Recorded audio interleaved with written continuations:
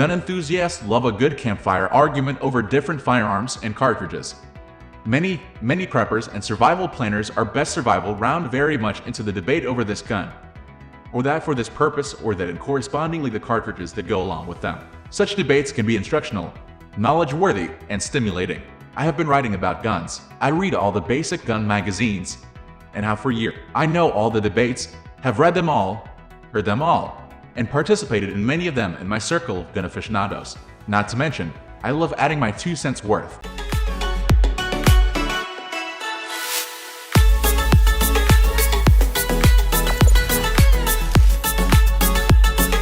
Every gun, rifle, handgun, or hunting publication nearly every year runs the same litany of articles comparing the .270 Winchester to the .36 Springfield, the 9 AVS, the .40 Smith & Wesson, or the .45 ACP, the .223 against the 7.60 .39, as well as a whole series of pieces doubting or affirming the usefulness of the .38 Special, 357 Magnum, 44 Special, the 41 or 44 Magnums, or even the 20. I'm sure you have read some or many of those annual tomes and came away scratching your collective heads. Well, me too. Truth is, they're all good for something. The more the merrier is my motto. But then, every time a new cartridge development comes on the scene, then the debates start up all over again.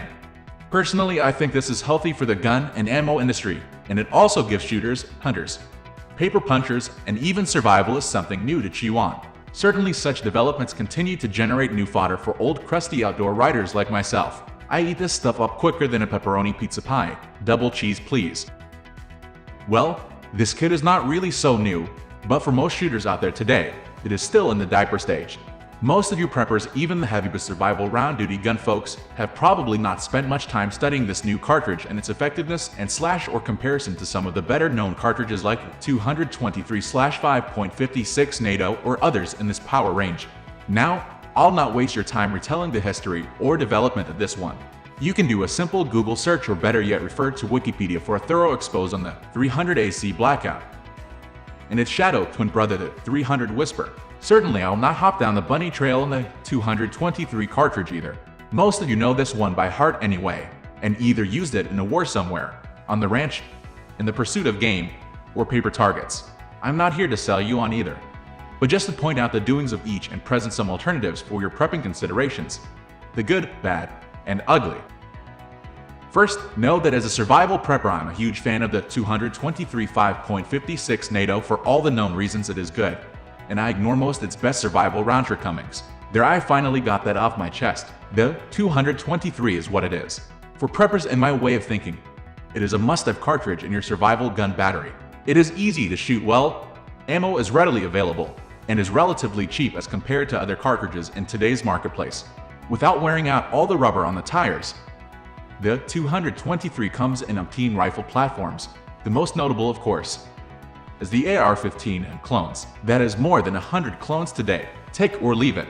The fact is, the AR-15 is the #1 selling and used rifle platform in America. The 223 also comes in a wide variety of bolt-action varmint-type rifles that can double as a very effective sniper rifle for 2- or 4-legged. This includes the excellent Ruger Scout rifle, which is now available in 223.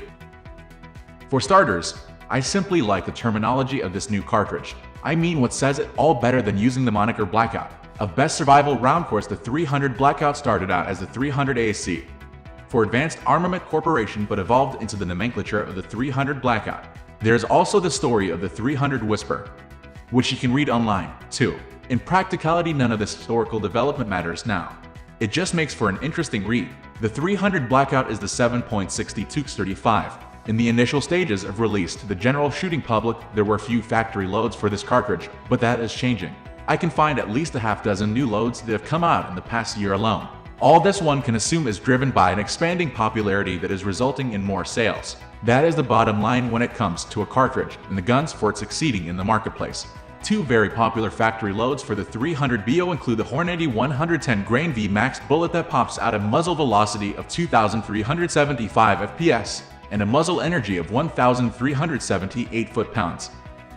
The other is a Remington Hoghammer using a 130 grain Barnes TSX boat tail bullet that generates an MV of 2,400 FPS and a meat of 1,407 foot-pound. Both of these are highly effective rounds for light hunting up to and including white-tailed deer. I have personally harvested deer with the 110-grain Hornady load. One shot kills. I have complete faith in it at reasonable ranges with good bullet placement. One other tidbit of information by way of comparison. The 300 BO generates 16.7% more energy at 300 meters than the 7.62 39 or the 8K round. The 300 BO also can utilize subsonic rounds with an installed suppressor if you are inclined to file the ownership paperwork and the NFA $200 application fee with up to a year delay in getting the permit. Thank you everyone for watching us till the end. It would be a great pleasure for us if you are a little help with this video. Comment us below.